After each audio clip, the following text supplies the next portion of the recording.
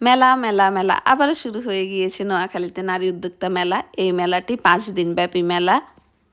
এই মেলাটি কোরবানির ঈদকে উদ্দেশ্য করে আয়োজন করা হয়েছে। যারা যারা কোরবানির ঈদে শপিং করতে চাচ্ছেন তারা আপনারা সবাই এই মেলাতে চলে যেতে পারেন। এখানে আপনারা যাবতীয় সব কিছু পেয়ে যাবেন, শুধু জুতা ছাড়া। মেলার আজকে প্রথম দিন ছিল, কিন্তু তারপরও নারীদের প্রচুর পরিমাণে ভিড় ছিল।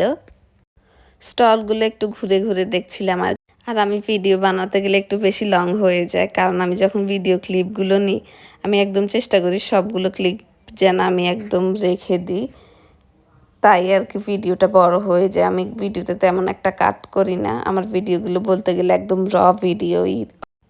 এই স্টলের বাটিক 3 পিসগুলো বেশ সফট ছিল। ব্যাগের কালেকশন এবার বেশি দেখিনি, 1-2টা স্টল এরকম ছিল। বেডশিটও ছিল, আপনারা অনেক সুন্দর সুন্দর বেডশিট এখান থেকে এসে নিতে পারবেন পছন্দ করে। দেন এবার বেশিরভাগই আমি বাটিক 3 পিস দেখেছি। আসলে এখন প্রচুর পরিমাণে গরম পড়ছে, তো তাই সবাই আরামদায়ক ড্রেসই খুলে, এই জন্য বাটিক ড্রেস দেখেছি। পার্টি ড্রেসও উঠেছে। দেন একটু হেঁটে হেঁটে দেখছিলাম আর কি। যে স্টলে ব্যানার ছিল আমি ওগুলোর ভিডিও ক্লিপ নেওয়ার ট্রাই করেছি, যাতে মেলাতে গেলে আপনাদের খুঁজে বের করতে ইজি হয়। এই স্টলটা হচ্ছে জেকে আউটফিটসের স্টল।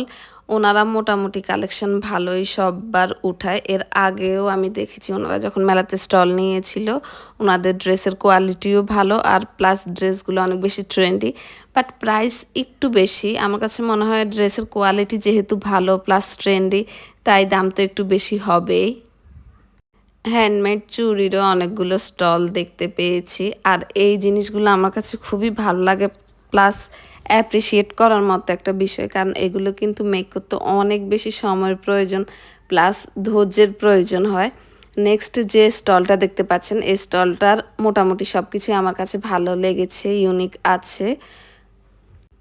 এই স্কিন কেয়ার অর্গানাইজার বা মেকআপ অর্গানাইজার যেটাই বলেন না কেন, এটা আমার কাছে ভালো লেগেছে। কিন্তু এটার প্রাইস যদি আপনাদের নিতে হয় 2K এর উপরে উঠতে হবে। এখানের কাচের জিনিসগুলো অনেক বেশি সুন্দর ছিল, প্লাস ইউনিক ছিল। তো আপনারা যারা যারা কাচের জিনিস নেবেন ভাবছেন, তারা অবশ্যই মেলায় চলে আসতে পারেন। এটা হচ্ছে প্লাস্টিকের স্পাইস জার। এখানের মধ্যে আপনার যে কোনো ধরনের স্পাইস রাখতে পারবেন। এই স্টলে এসে দেখি ওনারা সব চীন থেকে ইম্পোর্ট করে। তো আপুটার কথা আমার কাছে অনেক বেশি ভালো লেগেছে। দেন আমি একটা লিপ মাস্ক টাইপের নিয়েছি। এটা প্রাইস 50 টাকা ছিল। আবার দেখলাম যে মেলাতে বাচ্চাদের জামাও উঠেছে, অনেক কমফোর্টেবল। জিফা তাপু স্টলে চলে এসেছি। জিফা তাপু স্টলের কালেকশনও মোটামুটি ভালোই ছিল। তো এইখান থেকেও টুকটাক কেনাকাটা করেছি।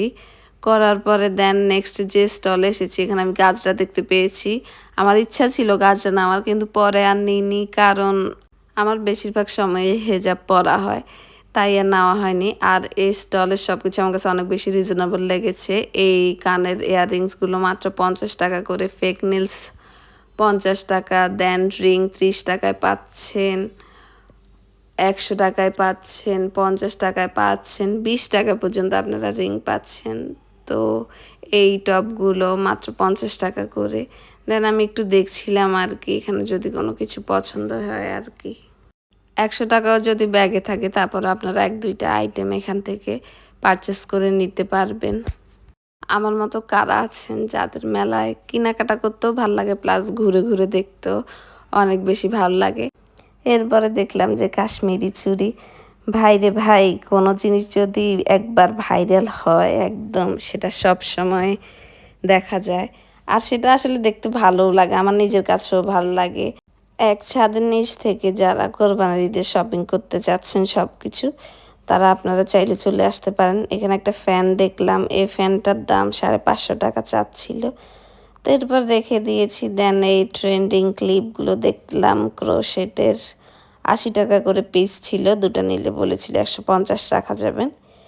ভিডিওটা একটু বড়, কারণ আমি ভিডিওতে তেমন একটা কাট করিনি, যাতে আপনারা মেলার কোন স্টলে কি আছে না আছে আপনারা সম্পূর্ণ ভিডিওতে দেখে তারপর আপনারা মেলায় যেতে পারেন। এইখানে এবার কিছু খাওয়া স্টলে আসলাম। তো এখান থেকে আমি একটা ডাবের পুডিং নিয়েছি। ডাবের পুডিংয়ের প্রাইস ছিল 40 টাকা। খেতে মোটামুটি ভালোই ছিল। দেন এখন যে স্টলটাতে এসেছি, এটা হচ্ছে পাপড়ি স্টল। আপনার সবাই তো ওকে চিনবেনই। ও স্টল থেকে আমি একটা মাসালা ডিম ট্রাই করেছি। এটার নাম কি ছিল আসলে আমার সেটাও মনে নেই, মাসালা ডিমই মেবি। তো টেস্ট মোটামুটি ভালোই ছিল, ফার্স্ট টাইম স্টল দিয়েছে ওই হিসেবে সব কিছু আমার কাছে ভালোই লেগেছে, অ্যাপ্রিসিয়েট করার মতো।